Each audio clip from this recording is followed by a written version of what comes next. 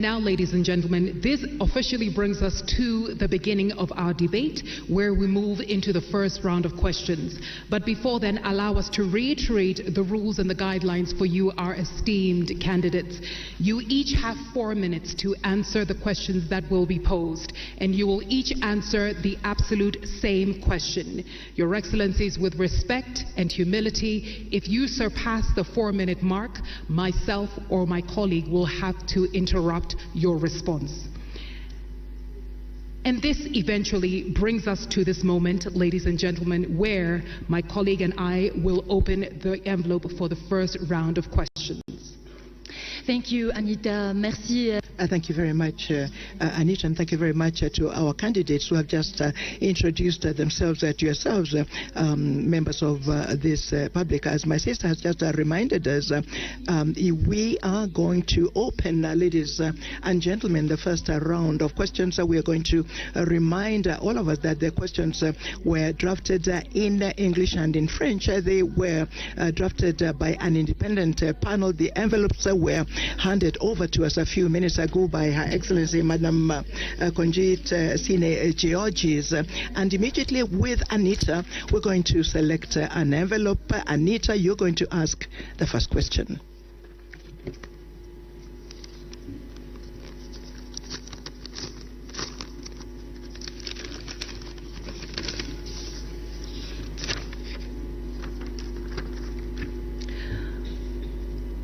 Esteemed candidates, your question in English, and after that my colleague here, Fatima, will translate in French. Translating Africa's natural wealth into continental prosperity, Africa has everything it needs to feed her people, educate her children, and take care of her health. Yet, the reality defies this. How will you turn the continent's resource wealth into tangible benefits, reducing debt, ensuring sustainable financing for the African Union, and enabling Africa to control its destiny economically? Also, how will you ensure that the African Continental Free Trade Area achieves its goals? Excellences, Messieurs les candidats, Candidates, the question in French. A tout ce dont elle a besoin pour nourrir sa population, éduquer ses enfants et prendre soin de leur santé. Mais la réalité défie cela.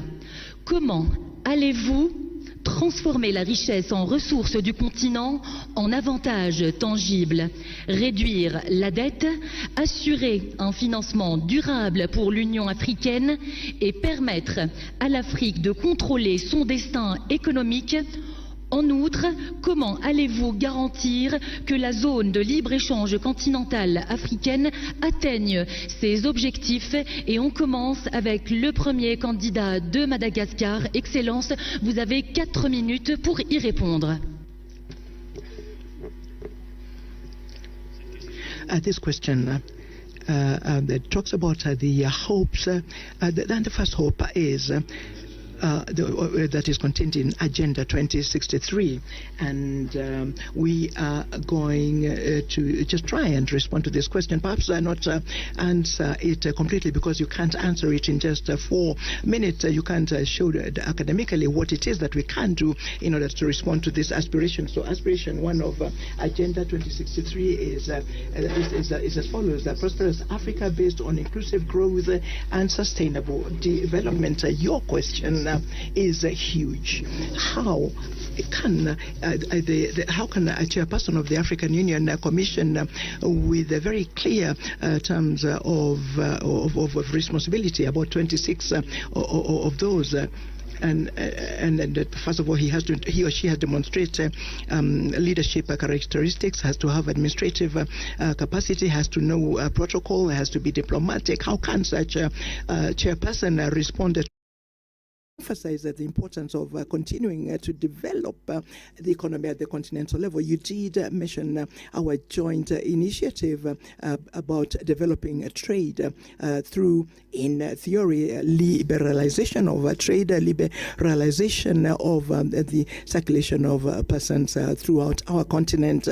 In theory, I say, trade can effectively become a source of economic dynamism.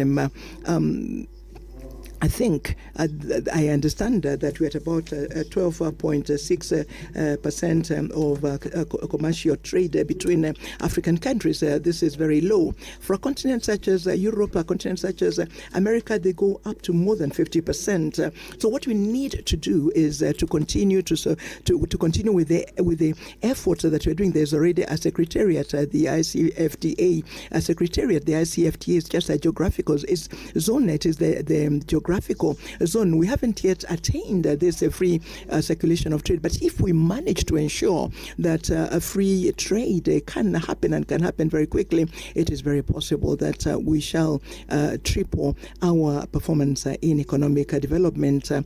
I am a farmer. I have a fish and chickens, and at a very small scale. And I support young farmers. And it's very difficult to pretend that one can have a good quality and one can sell the products to the neighbors. People are not able to really exhaust what is available in the market. But free trade is that. It is to learn how to master capital virtues, capitalism. Where do you find money, and what am I going to do to find the money? I think we need to start modestly. We need to start at the level of the local development, so that slowly by slowly, with support from the government and of course the support of the African Union, we shall then at the end ensure that all of the citizens, young, medium-aged, and especially women, can have the opportunity of participating in this large continental market. Thank you very much, Your Excellency. You, Excellency Raila Odinga, first for your answer. 4 minutes, sir. Thank you. Africa is, of course, the least developed continent by comparison.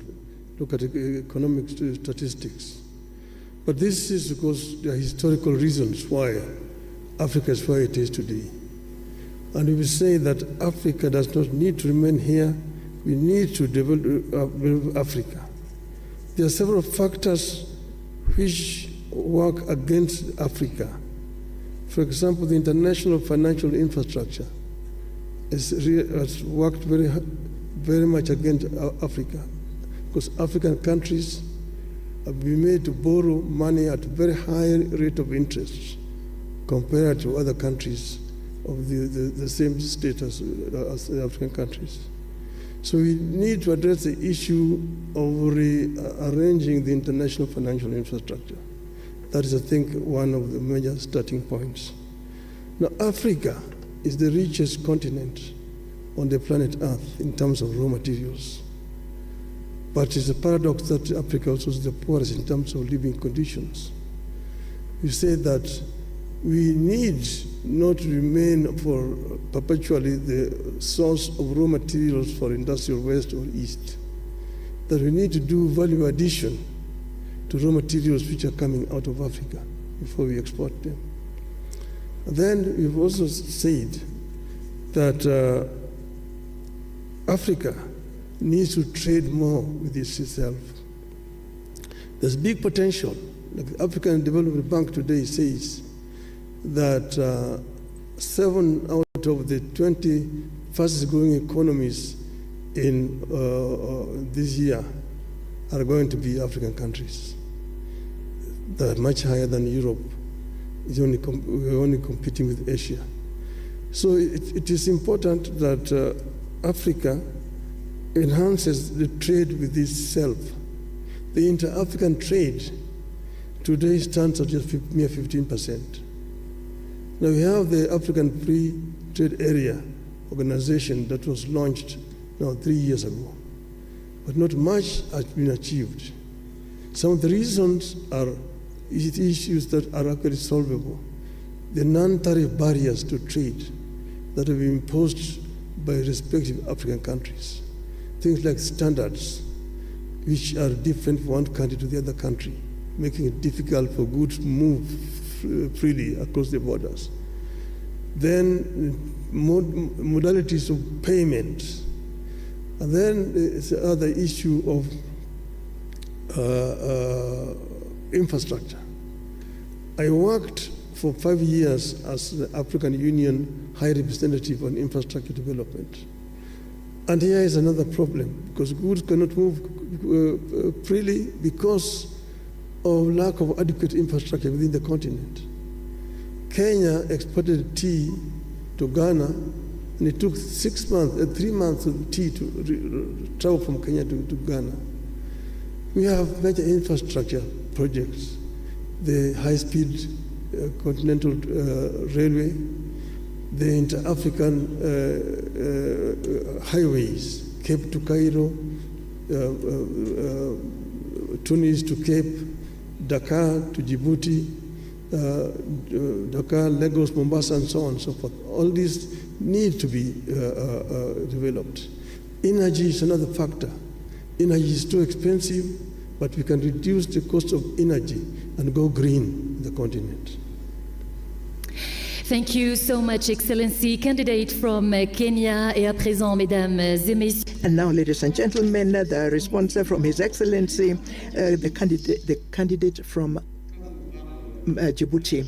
When you talk about the riches of Africa, we often think about natural resources, and the riches of Africa begins with its people. We have 1.4 billion inhabitants on the continent, and more than 60% of this population is young, between 0 and 25 years. The first wealth of this continent is in its people. We must have the capacity to think about how we can ensure that these people, this population, can benefit not only from the existing wealth, but also add value to that wealth. How can we go about that? Through universal education, quality education in our countries. We should have the capacity of offering our citizens a free education from the primary to the university levels, and ensure that this education is spread in all of the regions of our continent and of our country. We must remove the obstacles to education. The feminine population represents 50.2%. There are still cultural obstacles. There are obstacles to the education of girls. So we must concentrate on valorizing our human resources. And then we have fertile land. What are we doing with this fertile land? We are still in many countries using very archaic agriculture. It is time to begin to develop an agriculture that I would call modern. It does exist in many countries. Look, for example, at a country such as Rwanda. Tea and coffee are actually, there's value added locally. Countries now, these raw products that we sell without adding value, we must be able to add value locally so that we can increase the wealth and also create employment. The transformation of agricultural products is a priority. So today, agriculture in many countries uses biotechnology. It uses the drip system. It uses seeds that are modified, that are quality seeds. Ethiopia uses quality seeds in order to be able to produce maize. Today, Ethiopia produces maize and wheat because of these seeds that are quality seeds. It is important to think about transforming agricultural product in place that will ensure that the people can get out of food insecurity, ensure that there is a specialized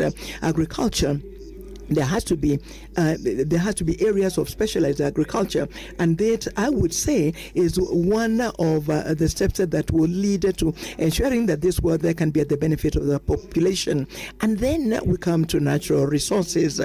I acknowledge the work by President Museveni. He has said that he will not export petrol or gas as long as there will not be a refinery in Uganda. These are the examples from African leaders who take the destiny of their people in hand so that they can actually have value added locally. Now, trade, everybody knows that it is through trade that development happens. Look at China. China and all over the Chinese economy really target production and exportation. When you add value to our products, we can become exporters. Let me talk about tariff barriers and non-tariff barriers. That is not the problem. I think that the situation must be to, first of all, protect our wealth by transforming them locally. Thank you. Thank you, Your Excellency Mahmoud Ali Yusuf. Of round one, where I'm happy to announce we have a 5-minute break, and after this break we come to round two. You have been tuned in to us here from the African Union headquarters here in Addis Ababa, and we are bringing to you Njadala Africa Leadership Debate 2024 with our 3 esteemed candidates vying for the position of chairperson of the African Union. Merci infiniment, cher candidat. Thank you very much, candidates, for having answered to the first question of the first round. Ladies and gentlemen, there's still 3 rounds to go in which you will all participate. And we're going to take a break of 5 minutes. We'll come back immediately after. Thank you very much for having listened to us. Thank you.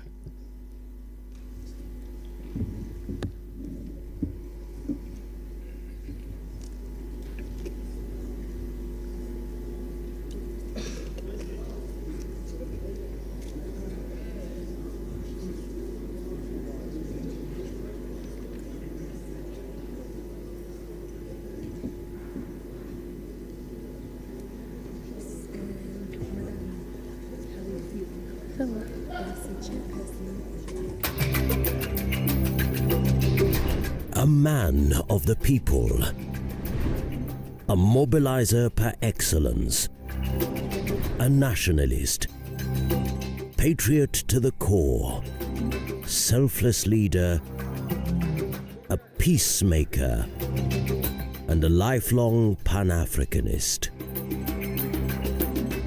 Kenya's former cabinet minister and Prime Minister. Mimi Raila Amolo Odinga. The first African Union High Representative for Infrastructure Development from 2018 to 2023. Raila Amolo Odinga, with his profound leadership experience and diplomatic skills, demonstrates a keen understanding of Africa's challenges, embodies geopolitical awareness, and represents historical precedents through his commitment to consultative processes.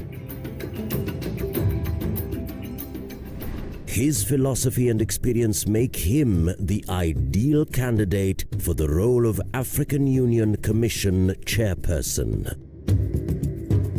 His deep-rooted sense of African identity and commitment to Pan-Africanism are at the core of his political philosophy. His key focus and commitment are to harness Africa's rich and vast human and natural resources to command the global influence it rightfully warrants. He is an ardent champion of African unity, intra-African trade and integration. The Right Honourable Raila Odinga is a visionary, transformative and action-oriented leader who has consistently demonstrated admirable leadership qualities that will provide impetus in the actualization of Africa's priorities.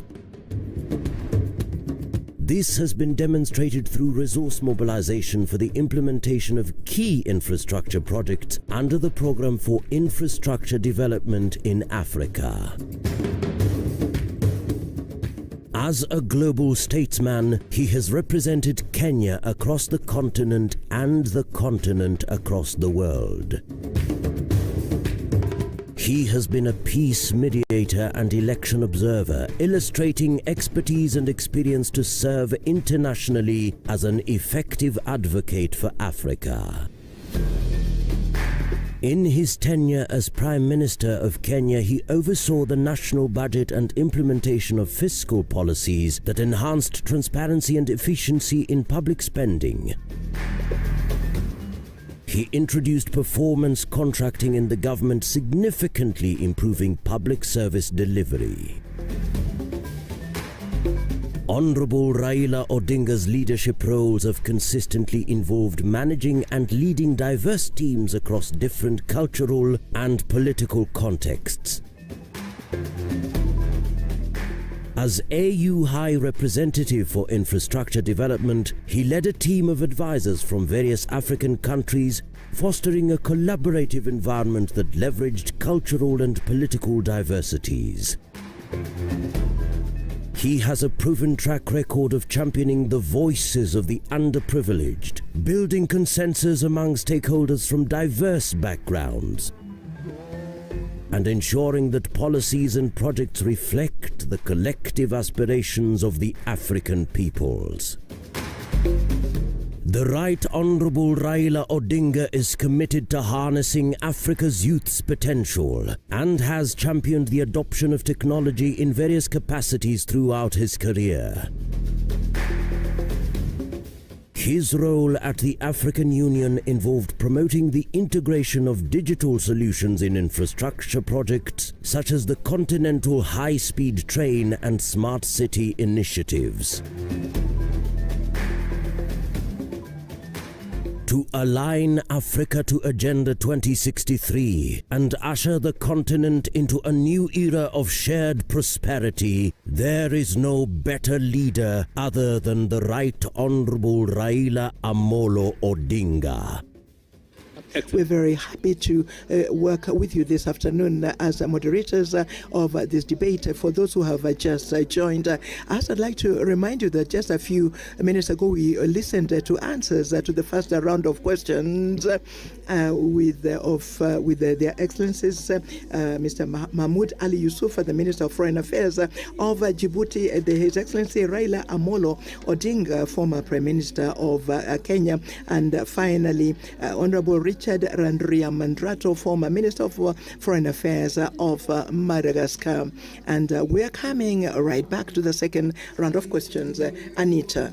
About to start the round two of our debate here in Mjadala Africa Leadership Debate, where we are witnessing and listening to three esteemed candidates, each vying for the chairperson position of the African Union Commission. Earlier on, we heard their thoughts on issues such as the African Continental Free Trade Area, and now we're moving into the second round. And if you're just joining us, we're beaming live from the Federal Democratic Republic of Ethiopia, Addis Ababa, to be specific.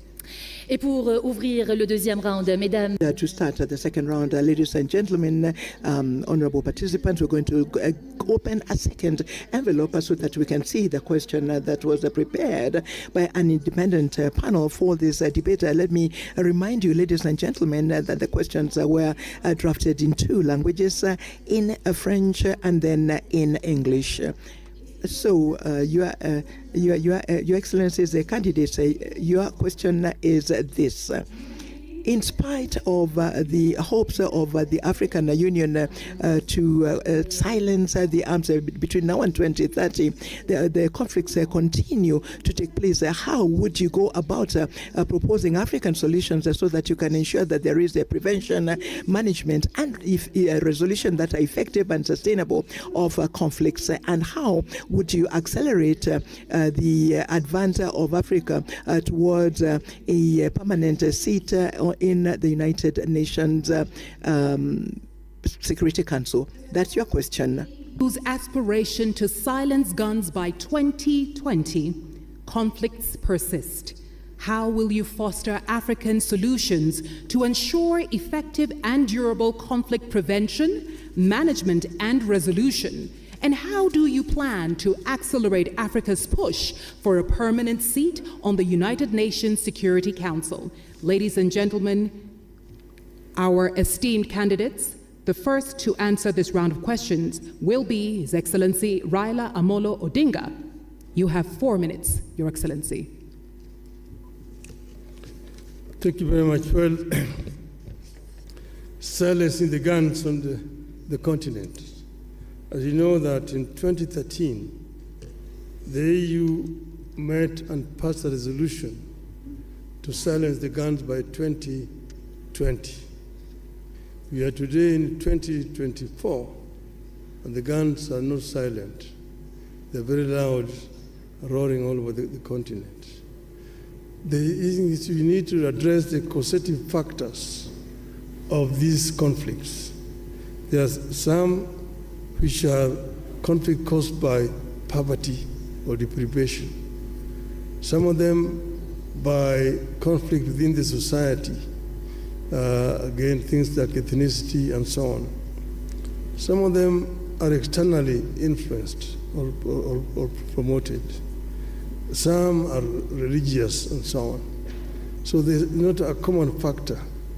But what you need to do is to address the causative factors which could translate into these conflicts throughout the continent. And this is what I will do myself. First, as you know that all African countries are not at the same levels of development. Those which are more developed, like for example in terms of governance, there are some areas where you have got exclusions of people, and as a result of this, there's some people move to use other means. We need to find a way of creating an environment of dialogue within our societies so that we can be able to prevent these differences, conflict ending up into violent confrontation between the various groups. We don't need to put a time span, but I'm sure that it is possible to end these conflicts and stop the guns by 2035, in my view. The other one is the issue of Africa's representation on the Security Council. This is something that has been long overdue. As you know, that the UN was formed at a time when most parts of Africa were colonies. And that's why the UN structure as today does not deal with the realities of the world today. And the situation where you have 5 countries sitting in the Security Council with veto powers, and Africa is not represented, a continent with 1.4 billion people, is not tenable and it's not accessible. And that's why I'm not going to talk about Africa's representation, but we're going to insist that Africa must get 2 permanent seats in the UN Security Council. This is only fair, because we are a continent of 55 sovereign nations. We cannot be excluded when Europe has got 3 permanent representations on the Security Council.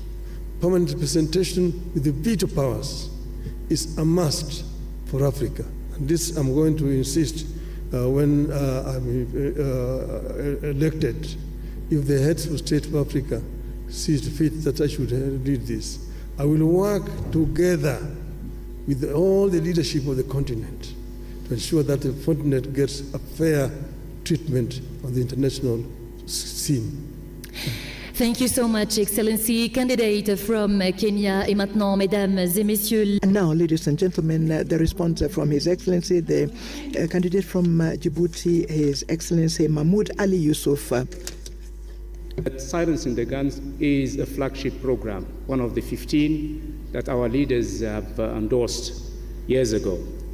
And then they put a number of mechanisms and structure around this flagship program so that peace becomes a reality on our continent. The first structure is the African Peace and Security Architecture. And then we have the strategy that we all know, silencing the guns. And to support this strategy, the African Union put in place a number of mechanisms. One of them is the Peace and Security Council. The other one is the Committee of Elders, the Committee of Chief of Staff.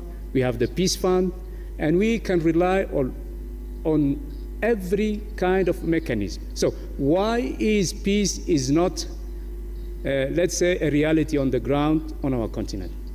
There are a number of reasons. One of them is the political will of countries. We have to be outspoken and frank.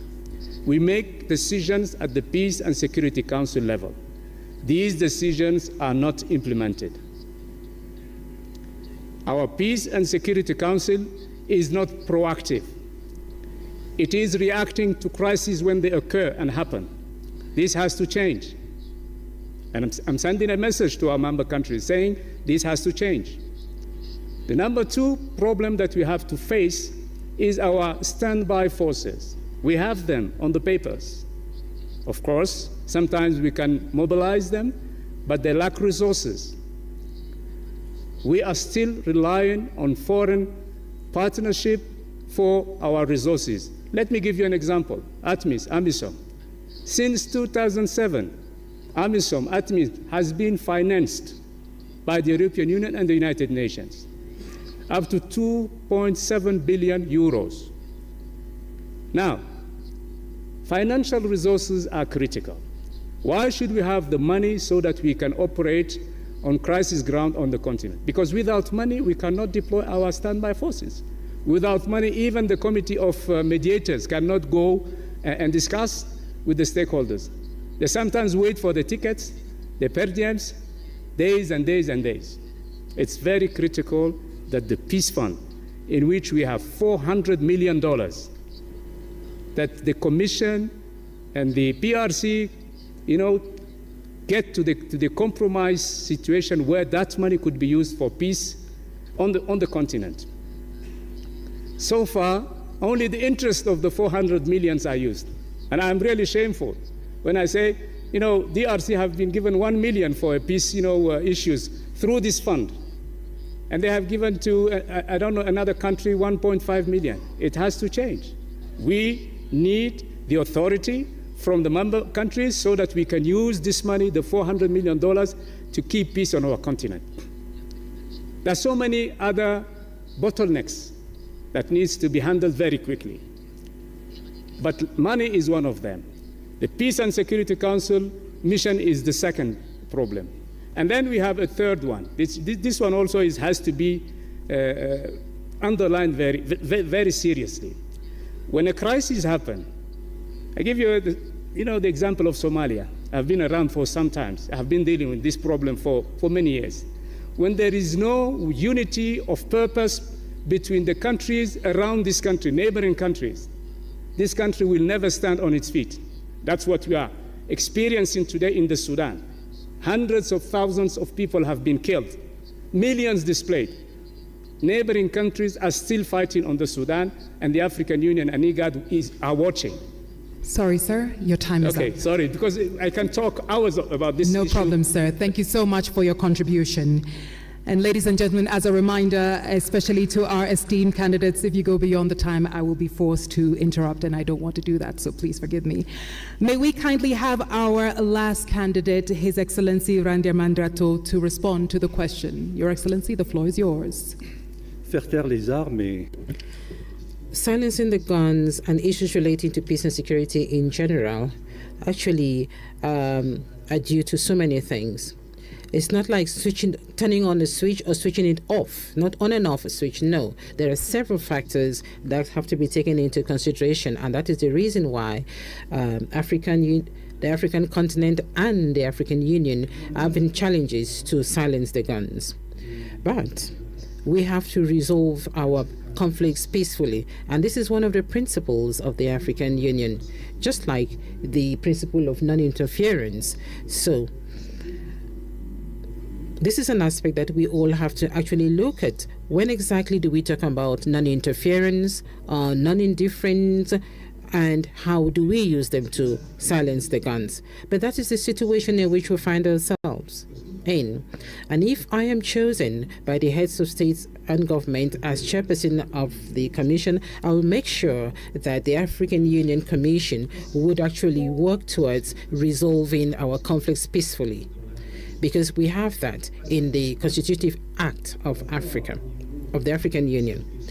So we have the Peace and Security Council, we have the peace architecture of the African Union, but we also have the United Nations Security Council. And then bilaterally, we've got efforts that are underway, and we've heard about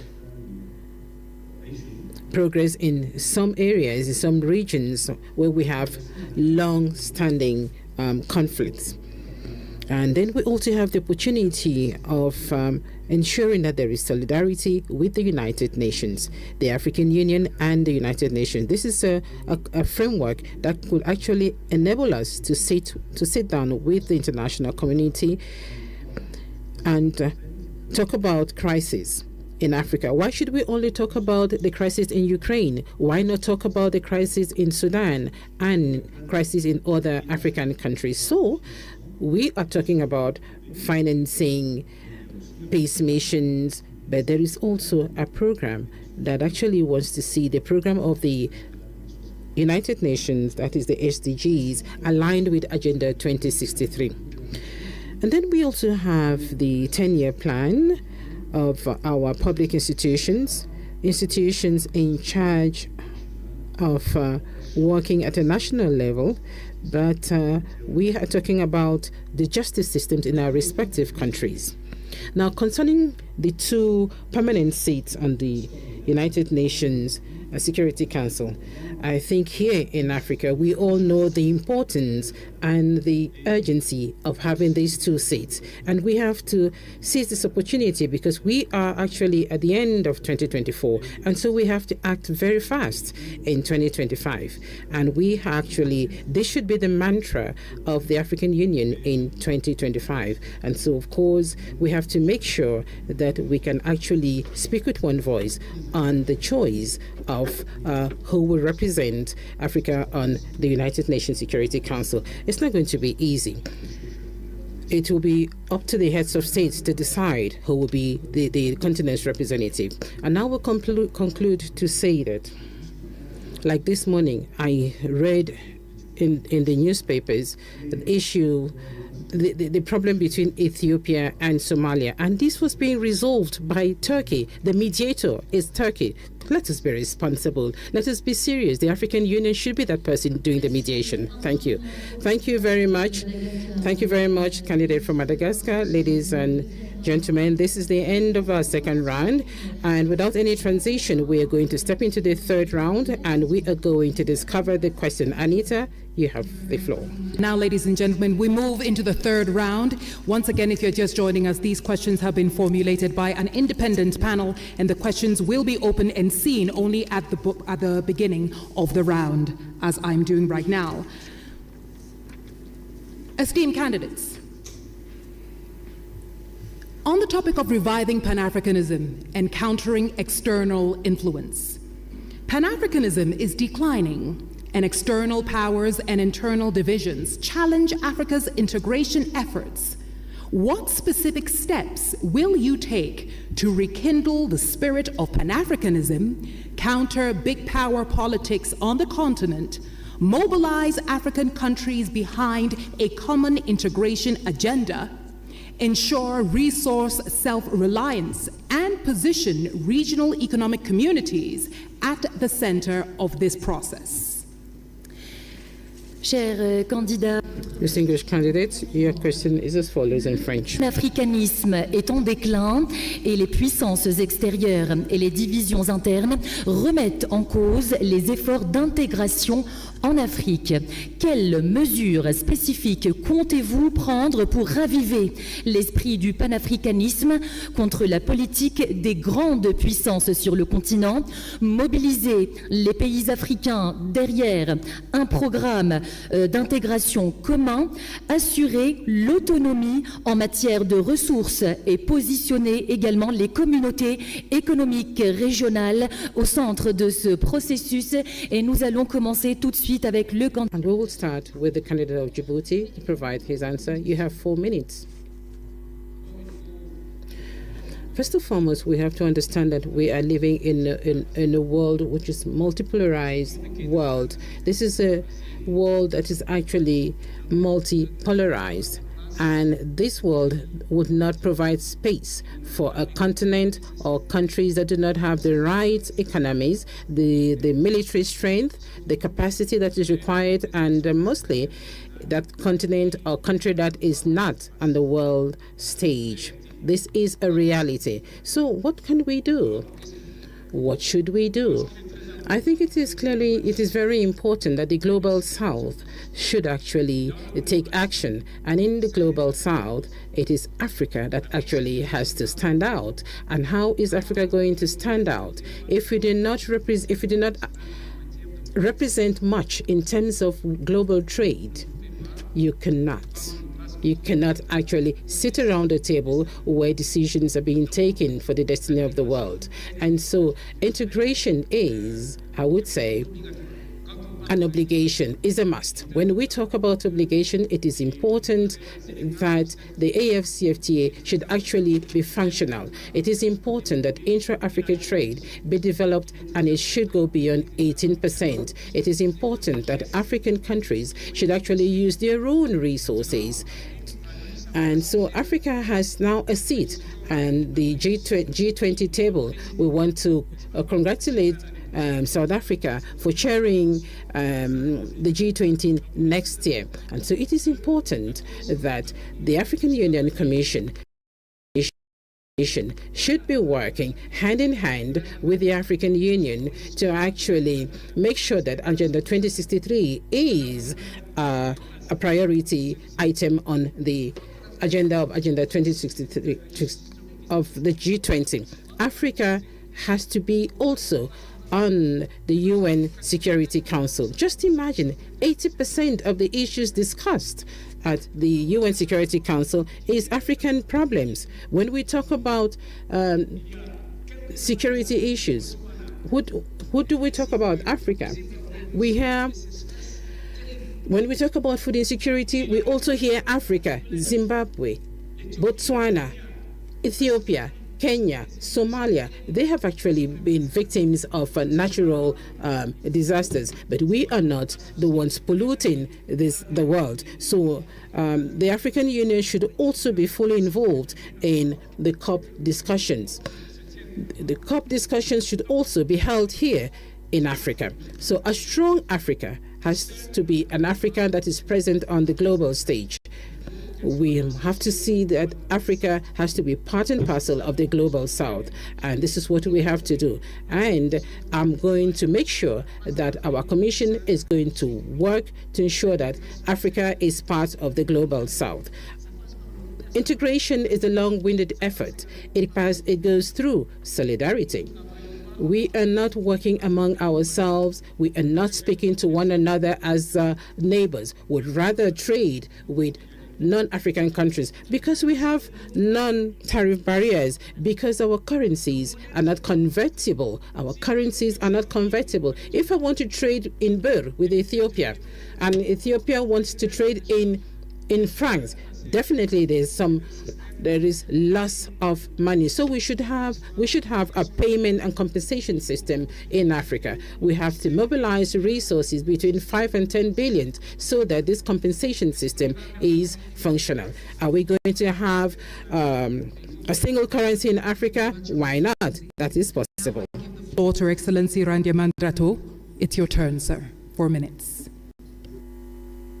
Je ne pense pas. Well, I do not think that Pan-Africanism is actually dying out. No, because Pan-Africanism is in us. We are Pan-Africanists.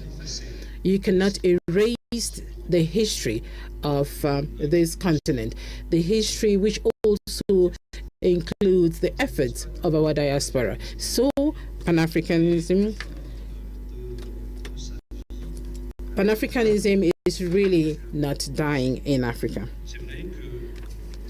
It is true that we all have a huge responsibility. The current generation that we have to work to make sure that the future generation should not forget what our founding fathers actually had in mind when they were establishing the OAU, so that all those who are in Africa should continue to live the same dream the same dream. We inherited this continent from our founding fathers, and we have the Africa that we want. The Africa that we see is the Africa where we live in, and the Africa that we want is the Africa that we want to prepare, and which we must prepare. And so there is a clear difference between the Africa in which we are and the African Union, which is our own home, the common house. And if the African Union Commission does not put in the right resources, the human resources and the financial resources, even the diplomats and the military, we will not get to where we want to be. And so I am of the opinion that it all depends on the will of the people to go beyond the challenges that we face today. We all know the problems of our African Union today. There are certain aspects that do not meet the expectations of the people. For example, the SACA audit that was prepared by experts proposing reforms that have to be undertaken. We also have reforms that were undertaken in 2016. So we need to undertake those reforms to ensure that the African Union can actually rise to the challenges. The regional economic communities also have a role to play. I went to COMESA for several years and actually saw the efforts undertaken by countries of COMESA and East Africa. And we see Tunisia, Egypt, in COMESA as well. And this will continue. We have the Abuja Treaty actually defined gradual integration at the regional level and then the continental level. And I know we will get there. And I am going to work with the members of the next commission so that together we can actually make all of this easy. And lastly, I think we should also bear in mind, we should also think about the military bases, the foreign military bases in Africa, in African countries. Some countries have already started to take their own destiny in their hands in terms of their security. We should be brave enough, we should actually have that courage to make sure that we can actually stand out there as adults that can actually take their destiny in their own hands. Foreign military bases in Africa, we do hope that in a few years' time, those military bases will be a thing of the past, because these military bases are actually a source of conflict. Thank you. Thank you very much, Excellency Randram Mandriato, candidate of Madagascar. Now we listen to Raila Amolo Odinga, candidate of Kenya. Thank you. Well, I mentioned earlier on about the inter-African trade, which today stands just at 15%. Inter-European trade, on the other hand, stands at 70%. Inter-Asian trade stands at 60%. Africa trades more with the external world than with itself, wasting a lot of resources. Now, how did Europeans come from behind and leapfrog and overtake Africa? That is something that we need to ask ourselves.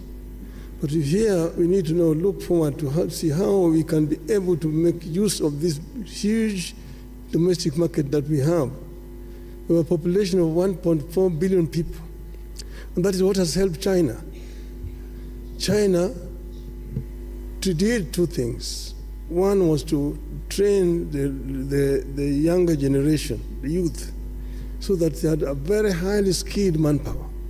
And when they liberalized their economy, the manufacturing unit in the West rushed to China. If you go to China, for example, take the automobile, the Ford, the Jeep, the BMW, the Mercedes, the Toyota, the Nissan, they're all there in China. And because there's cheap, highly skilled, cheap labor. Secondly, cheap raw material. The raw materials which they were actually getting originally from Africa. And that is how China has managed to develop a 600 million people middle class. Africa can be able to fill the gap which is being left down there by China by actually coming together and opening up. So we need to come together as Africa and create an African market which will be able to attract investors to come to our continent. Africa is the youngest continent in terms of population. 70% of our population is below the age of 35. That is a big bonus. It can be a bonus or it can be a curse. If the youth are not empowered, given requisite knowledge and skills, they become a drug to society, drunkards, drug addicts, and criminals. But empowered, they become a real source for wealth creation. It is a pity today that many African youths drown in the Mediterranean trying to seek greener pastures in Europe because you have not created conditions that can retain them here. Now we are saying that we want to create a situation where every African youth must be connected to the internet, and using the artificial intelligence and information technology, we can be able to give this youth opportunity to work anywhere in the world when they're staying here on the continent. This is something that we are going to address, empowerment of the African youth, and together with the African woman, so that we create a workforce that will be helped in terms of wealth creation on the continent. This will enable Africa to leapfrog and to catch up with the rest of the world. I'm saying that I want to be a vehicle to be used to help Africa to get there. We will work together with all the leadership in the continent so that Africa moves. Thank you, Your Excellency. Thank you very much, Your Excellency Raila Odinga, finishing us on the third round. And now we move into the fourth and final round, and I give my sister the opportunity to open the envelope and tell us what the first or the last question rather is. And ladies and gentlemen, as a form of a reminder, after this we have a quick break, and after the break each of our esteemed candidates will have 2 minutes to share their closing remarks. Fatima? Dear candidates, your question is this one. The implementation of the key reforms at the African Union that were decided by the Assembly of Heads of State and Government has come to a standstill, and which has a negative impact on the structural stability and the financial viability of the Union, and also on the lack of the African Union to have an impact. Were you to become the chairperson, what new approaches would you adopt to reinvigorate the implementation of these reforms, rationalize the programs of the African Union, and strengthen its effectiveness in the long term? Under the topic of implementing of reforms agreed under the Assembly Decision 635, the implementation of key African Union reforms decided by the Assembly of Heads of States and Governments has stalled, with an adverse impact on its structural viability and financial sustainability, and the AU's focus on a few high-impact public goods. If you become chairperson, what new approaches will you introduce to reinvigorate the implementation of these reforms, streamline the AU's agenda, and strengthen its long-term effectiveness? Et j'invite à présent le candidat. I'd like to invite the candidate from Madagascar to respond first. First of all, we have to begin by bringing back order to our shared home, the African Union. I think this is the highest priority. The mandate of the chairperson of the commission as a whole is last 4 years. So that is a very short period of time to be able to change from top to bottom what needs to be changed in terms of institutional reforms of the African Union. So one must begin by bringing back order. I did mention a short while ago the recommendations of the SACA audit. I also mentioned the reforms that have already been proposed in 2016. There would be other reforms. What needs to be done were I to become the chairperson of the union would be to review the documents, and one cannot forget history. One cannot ignore history. I don't think we could.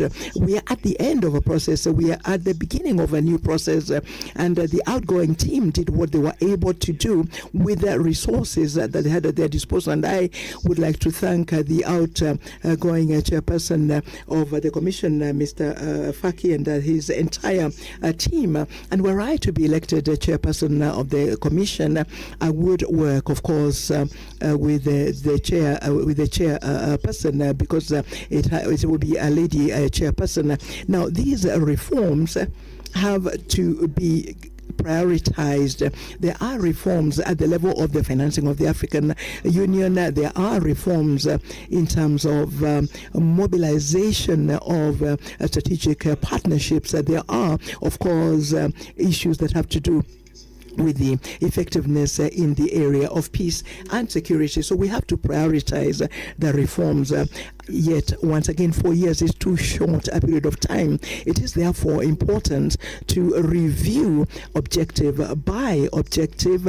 Strategic objective is what I mean of the 10-year plan 2024-2032. And since it was my responsibility in COMESA, one can perhaps plan for strategic planning over perhaps 2-3 years, which strategic planning would make it possible for us to identify the urgent issues and to align the financing of these issues. The 10-year plan does not allow one to do this. And maybe were we to have a strategic plan, we could perhaps be more specific and address the matters that need to be addressed urgently in the way of reforms. And I also think, as I said a short while ago, that the organs of the African Union, beginning with the Conference of Heads of State and Government, but also the committee of the PRC, the Permanent Representatives Committee, with the Pan-African Parliament and the other organs,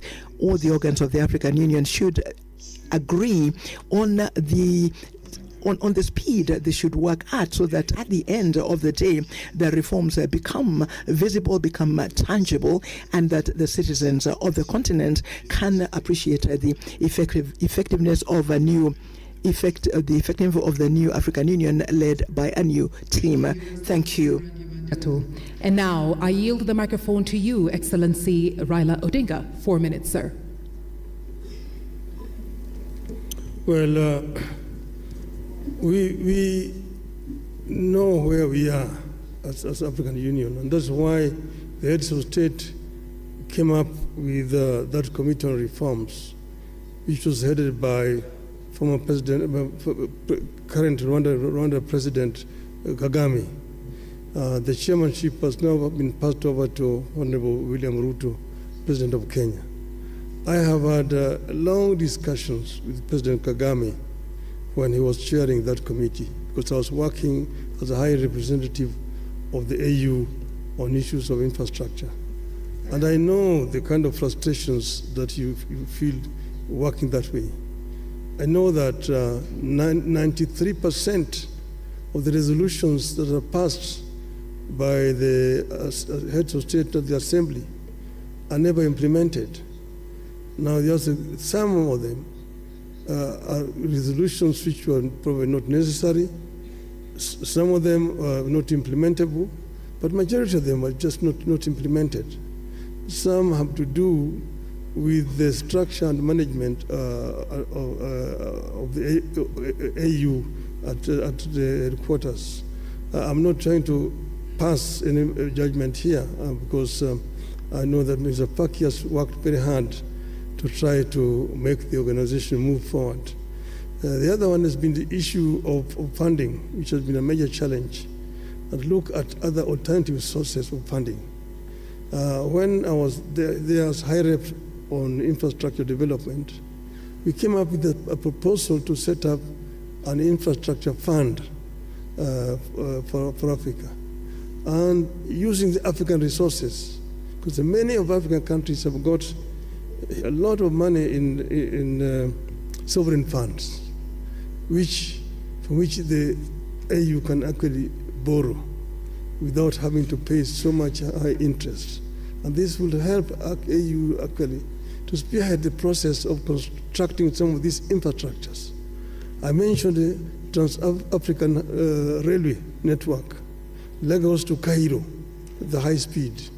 Then you have got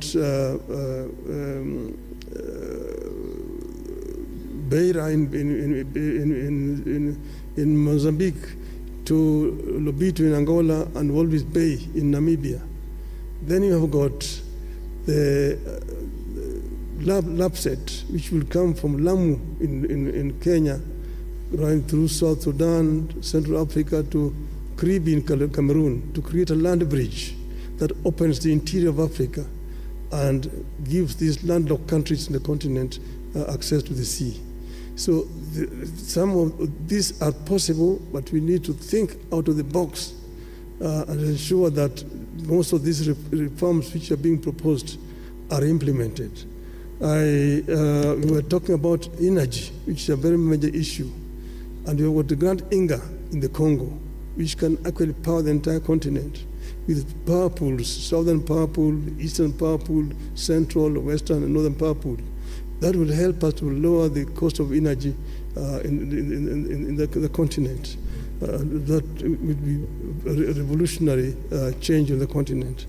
Then you've got the connectivity, fiber optic connectivity, open skies, opening up the skies for movement of people, and then visas. To do visas are a big issue. Many African businessmen cannot travel across the continent without, because they don't have visas. Excellency, I'm really sorry to interrupt you. Les 4 minutes se sont écoulées. Nous allons maintenant suivre. We are going now to listen to the response from the last candidate for this round, the candidate from Djibouti. Let me start by paying tribute to our heads of states who have endorsed those reforms in 2017. And then the champion for those reforms was His Excellency President Kagame, and he passed the responsibility to President Ruto. Now, there are a number of reforms that have already been implemented. We have to recognize that. The size of the commission, we had 10 commissioners, chairperson, deputy chairperson, and 8 commissioners, and it has been reduced. We have what we call a golden rule in terms of managing the staff and the personnel. I'm still waiting for the SACA program to be implemented.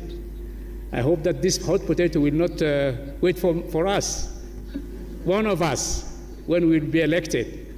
But I hope that the SACA process will be implemented. It is about the personnel, the staff. We have moved from a lot of short contract employees to a permanent contract. That's very important. If you want to create loyalty, you want to create the ownership within your staff and personnel, you have to make them happy. They need to have a permanent contract, and it is in the SACA program. Now, the biggest bottleneck of the reforms is the financing. Our heads of state said we will pay 0.2% of eligible import to the Commission.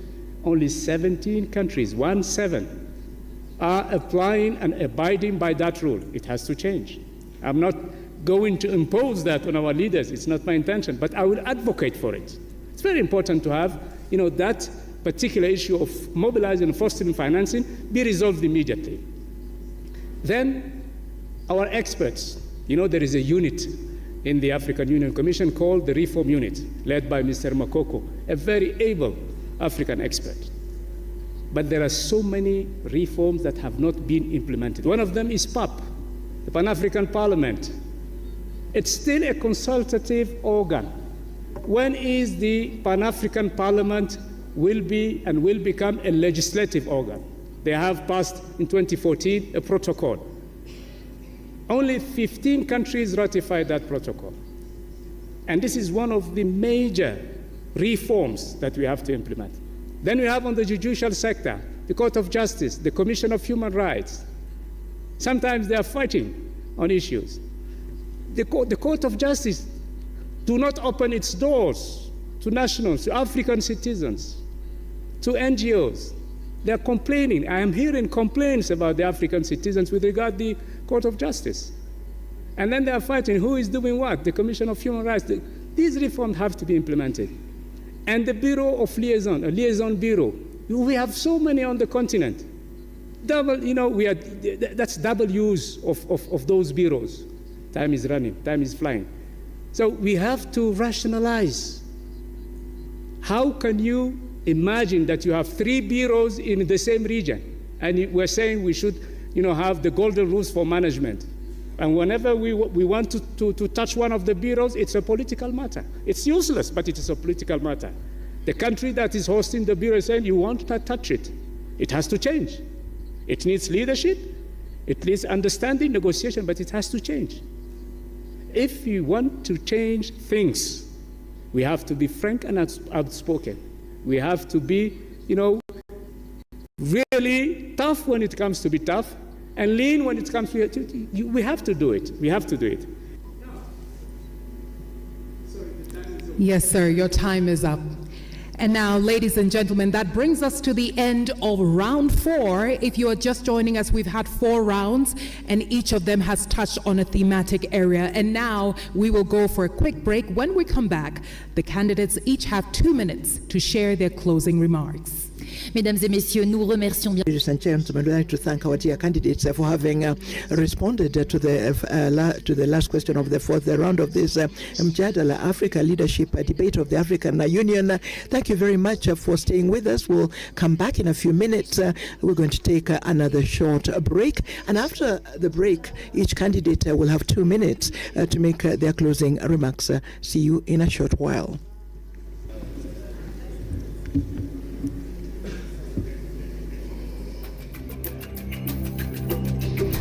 A man of the people, a mobilizer par excellence, a nationalist, patriot to the core, selfless leader, a peacemaker, and a lifelong Pan-Africanist. Kenya's former cabinet minister and Prime Minister. Mimi Raila Amolo Odinga. The first African Union High Representative for Infrastructure Development from 2018 to 2023. Raila Amolo Odinga, with his profound leadership experience and diplomatic skills, demonstrates a keen understanding of Africa's challenges, embodies geopolitical awareness, and represents historical precedents through his commitment to consultative processes. His philosophy and experience make him the ideal candidate for the role of African Union Commission chairperson. His deep-rooted sense of African identity and commitment to Pan-Africanism are at the core of his political philosophy. His key focus and commitment are to harness Africa's rich and vast human and natural resources to command the global influence it rightfully warrants. He is an ardent champion of African unity, intra-African trade and integration. The Right Honourable Raila Odinga is a visionary, transformative and action-oriented leader who has consistently demonstrated admirable leadership qualities that will provide impetus in the actualization of Africa's priorities. This has been demonstrated through resource mobilization for the implementation of key infrastructure projects under the Programme for Infrastructure Development in Africa. As a global statesman, he has represented Kenya across the continent and the continent across the world. He has been a peace mediator and election observer, illustrating expertise and experience to serve internationally as an effective advocate for Africa. In his tenure as Prime Minister of Kenya, he oversaw the national budget and implementation of fiscal policies that enhanced transparency and efficiency in public spending. He introduced performance contracting in the government, significantly improving public service delivery. Honorable Raila Odinga's leadership roles have consistently involved managing and leading diverse teams across different cultural and political contexts.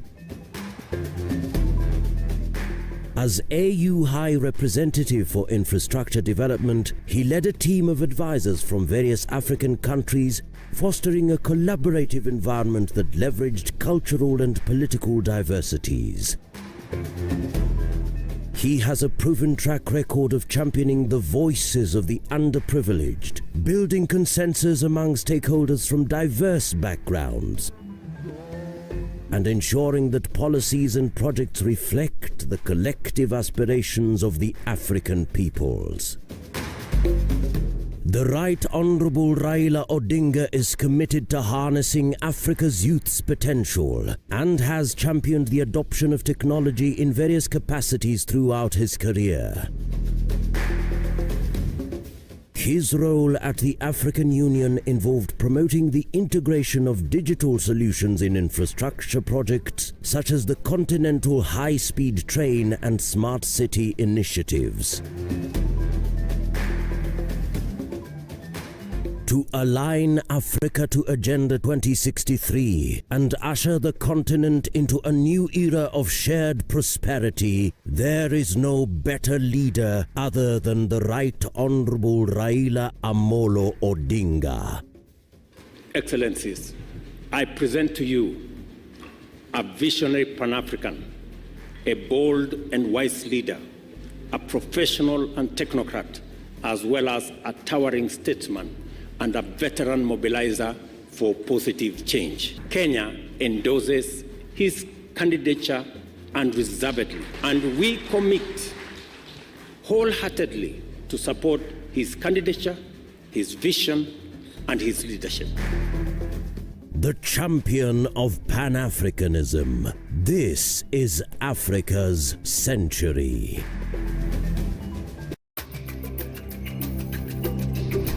A man of the people, a mobilizer par excellence, a nationalist, patriot to the core, selfless leader, a peacemaker, and a lifelong Pan-Africanist.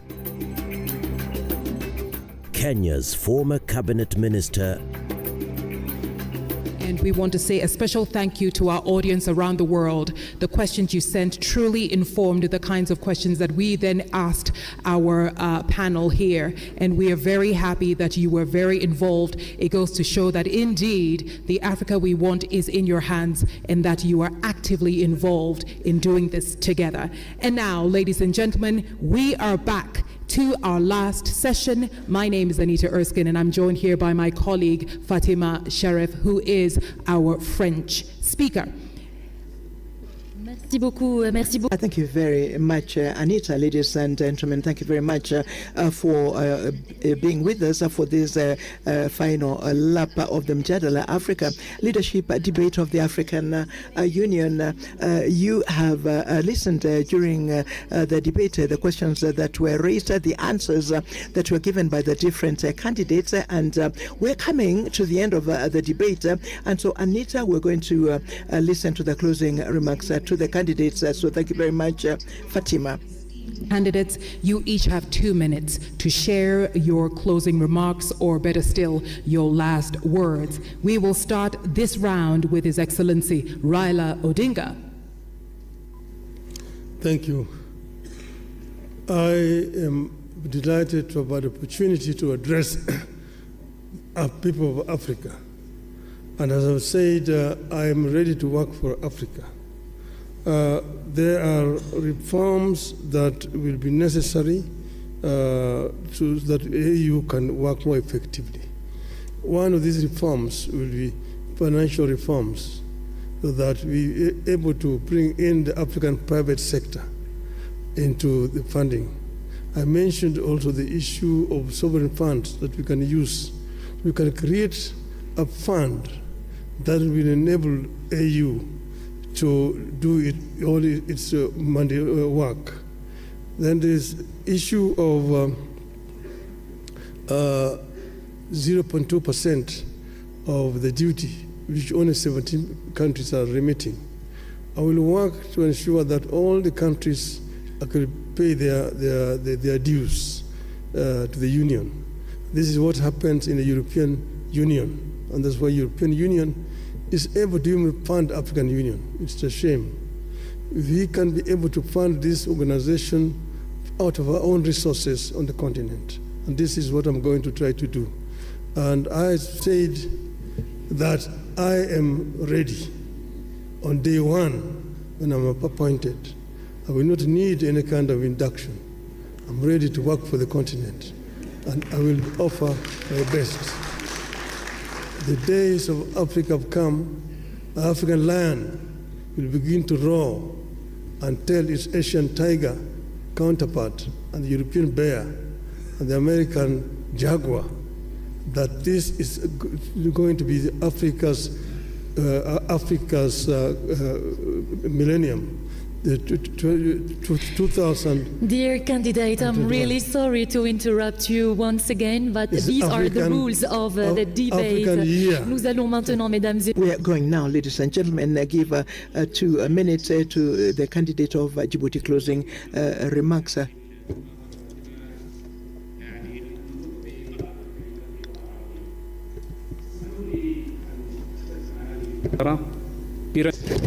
Thank you so much, and let me speak in Arabic. I would like to say that if I will be elected as the chair of the African Union Commission, I will be up to your aspirations, and I will defend the interest of our continent, and I will work diligently to defend our continent, and with the full modesty, I think that I deserve it. Je souhaite à nos pays, à nos peuples africains. So I wish for our African people, our countries, a very happy 2025. Africans tonight, I wish to all African nations and citizens all the best. Thank you for your support. Thank you very much, Your Excellency. And now 2 minutes for you, His Excellency Richard J. Randemandrato. En 2025, in 2025, there will be a new team that will be leading for 4 years. Will be leading the African Union Commission for 4 years, and there shall be 8 high-level public servants like most of us, and we shall be the ones to continue with reforms. We shall be a united team, a team that will have the team spirit to continue in the implementation of the 10-year plan of Agenda 2063. I do regret that this evening we're not able to handle subjects that are so urgent because we did not have enough time. Issues such as public health, the debt, issues of financing and financial institutions of the African Union, questions that have to do with the participation of the civil society and the diaspora, the questions that are linked to information and digital technology. I'm sorry we did not have time to deal with those issues, but on we shall have other opportunities, and I shall be able to make my modest contribution. like in public sport, there have to be players, and there have to be those who choose, who select the players, those who select the heads of state. It is up to them to select the team that will lead the African Union Commission for their need. We need a leader. Men and women need a leader, and I hope that in 2025, the wisdom of heads of state and government will balance the team that will win, so that the Africa that we want can continue to win the battle for sustainable development. Thank you. Thank you very much for these closing remarks that have been made by the different candidates. Candidates, ladies and gentlemen, please, another round of applause for our esteemed candidates. Tonight, we have heard from His Excellency Mahmoud Ali Yusuf, Foreign Affairs Minister Djibouti. We've also heard from His Excellency Raila Amolo Odinga, former Prime Minister of Kenya. We've also heard from His Excellency Richard J. Randyamandrato, who is the former Foreign Affairs Minister of Madagascar. Each one of our candidates has done an exceptional job talking about the thematic areas that were set before them. We've talked about advancing economic integration. We've talked about promoting peace and security as well as democracy, Africa's place in global affairs, and reforming the African Union amongst many. Ladies and gentlemen, it's been an absolute honor bringing you Mjadala Africa Leadership Debate 2024. Merci infiniment. Thank you very much, Anisha. Ladies and gentlemen, we have come to the end of the Mjadala Leadership Debate, direct streamed line from the headquarters of the African Union in Addis Ababa. We were delighted to have you with us for the moderation of this debate. Of course, we wish the different candidates all the very best. The election of the new chairperson will take place at the level of the African Union Commission. It will take place in February next year, and thank you to all of you for having been with us, and have a good evening.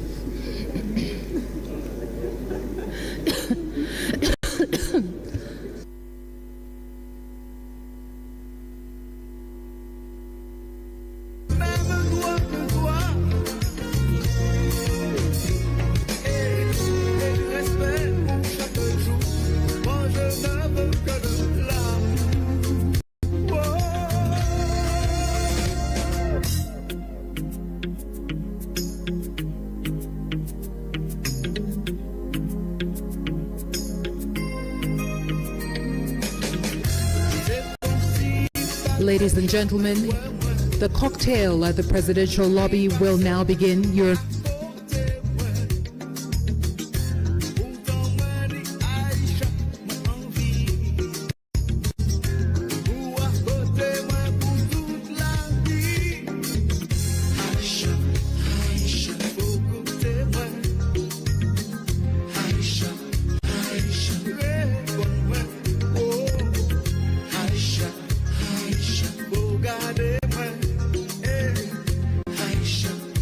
Aisha,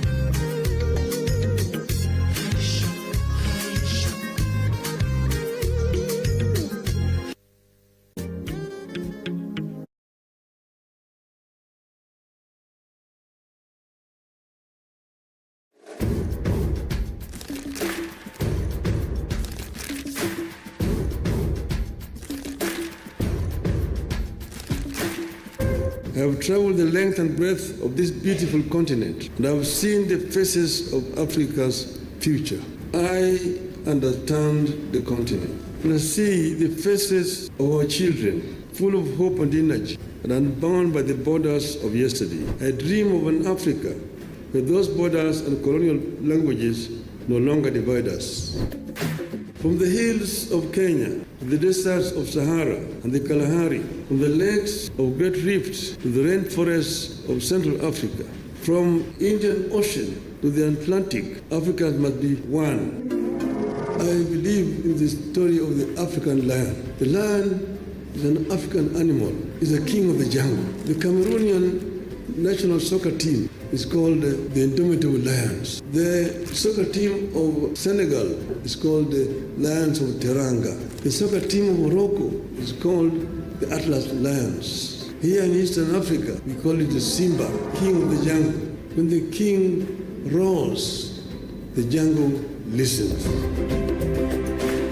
But I'm here as the African lion. I've been asleep in the jungles of the Congo. But now I'm awake and I'm sitting on African gold, African oil, African diamonds, African iron and copper ores. And I have the ability to transform all these materials that I have into wealth for the benefit of my people. I'm ready to serve. My heart is ready, and my hands are steady, and with your support, I shall get the opportunity to be of service to Africa, the cradle of mankind. I am made in Eastern Africa for Africa.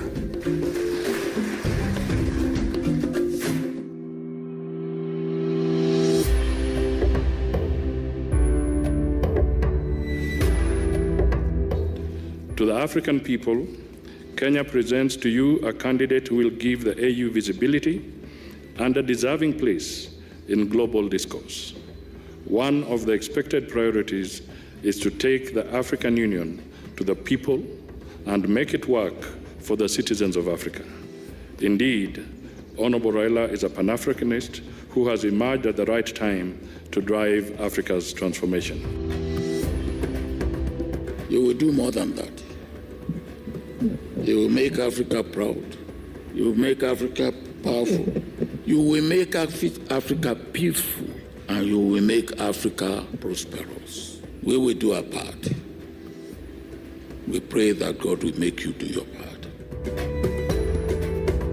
We are gathered here as Pan-Africanists to endorse the candidature of Right Honorable Raila Odinga to bid for the African Union chairperson. As a chairman of the East Africa community, I strongly appeal to the region to rally behind Right Honorable Odinga, adopt him as the region's candidate. Let us talk to our friends across the continent so that Right Honorable Odinga can be the next chairperson of the African Union.